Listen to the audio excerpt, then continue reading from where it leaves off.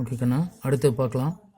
Little cyclone is a grizzly cub from Alaska. இந்த கிறிஸ்லி club எங்கிருந்து வருதுன்னா, கொடூரமான கரடியானது அலாஸ்கா நாட்டை சார்ந்தது. who entered his name by the vigor of resistance to ill treatment. இது தன்னுடைய பேர் எப்படி வந்ததுன்னா, அதனுடைய பவர்ஃபுல் சக்தி வாய்ந்தது, எதிர்ப்பு சக்தி, அதாவது தன்னை கொடுமைப்படுத்துவர்களை எதிர்த்து போராடக்கூடிய எண்ணம் அப்படிங்கிறனால இது கிறிஸ்லி பியர் கப் அப்படிங்கிற பேரை வந்துச்சு. When his mother was fired at on the timbered hillside facing Chilkat River, he and his brother ran away as fast as their stumpy little legs could carry them. இது எப்போ நடந்தது அப்படின்னா, அவங்களுடைய அம்மா, இந்த கிறிஸ்லி கப்புடைய அம்மா வந்து டிம்பர் உத்திரம் மலை பகுதியில், அதாவது சில்காட் ரிவர் பக்கத்தில் சுடப்பட்ட நிலையில் அவரும் இந்த கிறிஸ்லி பியரும் அவருடைய பிரதரும் எவ்வளோ வேகமாக ஓட முடியுமோ அந்தளவுக்கு வேகமாக ஓடினாங்க. திக்கஸ்ட் ஸ்டம்பி லிட்டில் லெக்ஸ் அப்படின்னா குட்டையான பாதைகள் மூலமாக எவ்வளவு தூரம் ஓட முடியுமோ அவ்வளவு தூரம் ஓடியது. when they crept where they had last seen her, they thought her asleep. ஆனால் கொஞ்சம் கொஞ்சமாக போய் மறுபடியும் அவங்களுடைய தாயை பார்க்குறப்ப அது இறந்து கிடந்ததே அறிந்தன. and cuddling up close against her yet warm body, and they slept peacefully until morning. cuddling தன்னுடைய தாயை அரவணைத்து அமைதியாக இரு குட்டிகளும் படுத்திருந்தன. before the early morning sun had reached the side of the mountain. before the early morning sun had reached the side of the mountains. The two orphans were awakened by the rough grasp of human hands. Valiantly they bit and scratched and bowled aloud with wrath.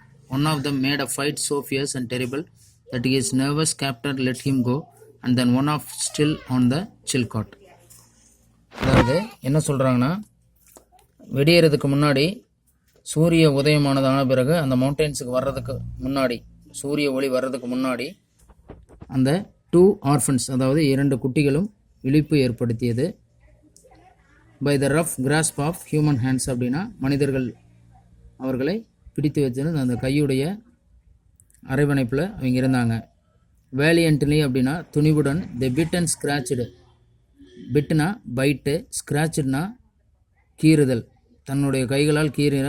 Bowled aloud with rage, பவுல்டுனா கத்துதல், வேகமாக சத்தமிட்டனர். One of the mad a fight சோஃபியஸ், அதில் ஒரு கரடி குட்டி மட்டும் வேகமாக சண்டை போட்டதுனால அந்த பதட்டமான கைகள் அந்த கரடியை போன்னு சொல்லி விட்டுட்டாங்க. And the one is still on the சில்காட், 2 கரடி பிடிப்பட்டது, அதில் 1 தப்பிச்சிருச்சு, 1 வந்து மாட்டிக்கிச்சு. Although the other cub forgot just as desperately, his captor seized him by his hind hands, dragged him backwards, occasionally swung him around his head, and kept him generally engaged until ropes were procured for binding him.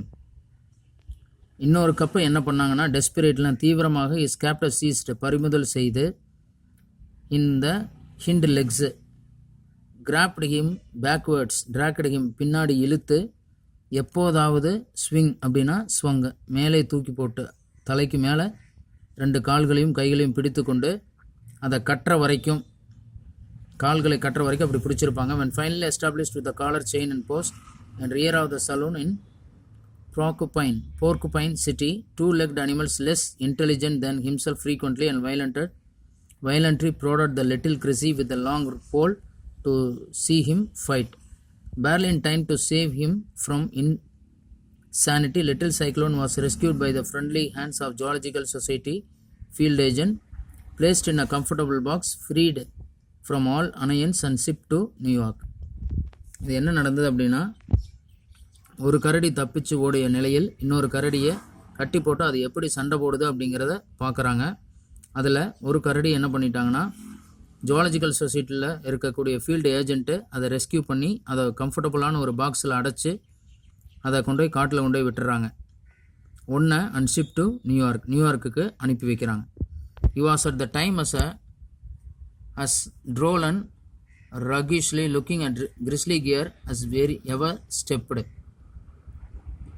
ட்ரால்னா funny, roguish அப்படின்னா dishonest. இப்படி ஒரு இக்கட்டான சூழ்நிலையிலையும் இவரை இதுக்கு முன்னாடி பார்த்தது கிடையாது. A gristly grey full moon of a fluffy hair. அந்த பியர் எப்படின்னா பஞ்சு போன்ற முடி உடைய black eyes, பெரிய கருப்பு கண்களை உடைய தோற்றமும், shining brightly like jet beads. sparkledனா shining brightly, like a jet beadsனா மணிகளைப் போல ஒளிரக்கூடிய கண்களையும், binding a budgy little nose, கொளுத்த மூக்குகளையும், absurdly short for a bear. absurdlyனா ஆபத்தான முறையில் இருக்கக்கூடிய கரடியை போன்ற தோற்றமுடையது அந்த கரடிக்குட்டி. excepting from his high shoulders, he was a little more than a big bale of a grey fur set up on 4 posts of the same material, but his claws were formidable and had a true greasy spirit. ஒரு உண்மையான ஒரு கிரிசி pier எவ்வளோ பெருசு இருக்குமோ அது போன்ற தோட்டம் இந்த குற்றிக்கும் இருந்தது.